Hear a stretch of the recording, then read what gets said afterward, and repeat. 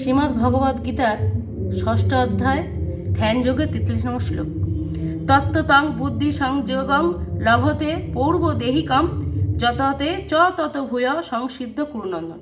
অর্থাৎ হে কুরুনন্দন, সেই প্রকার জন্মগ্রহণ করার ফলে তিনি পুনরায় তার পূর্বে জন্মকৃত পারমার্থিক চেতনার বুদ্ধি সংযোগ লাভ করে সিদ্ধিলাভের জন্য পুনরায় যত্নবান হন।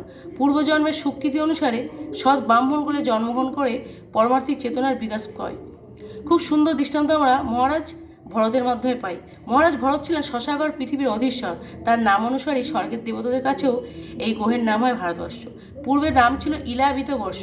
পারমার্থিক সিদ্ধিলাভ করবার জন্য ভরত মহারাজ খুব অল্প বয়সে সংসার ত্যাগ করেন, কিন্তু তিনি সিদ্ধিলাভে অক্ষম ছিলেন। পরবর্তী জীবনে তিনি এক সৎ ব্রাহ্মণকুলে জন্মগ্রহণ করেন।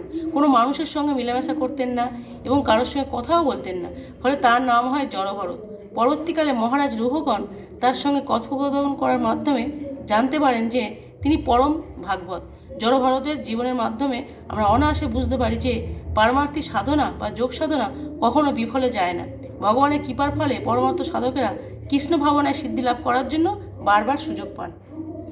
হরে কৃষ্ণ।